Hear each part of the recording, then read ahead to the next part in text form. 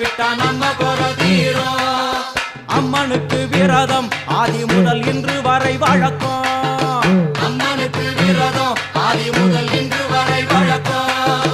சமயபுரத்தில் நம்மை வாழ வைக்க மாறியும் விரதம் கொண்டாளே மாறி அம்மன் அலங்காரம் தினம் தினம் காண வரம் வேணும். அம்மன் அலங்காரம் கண்டு விட்டா நம்ம குறை தீரும்.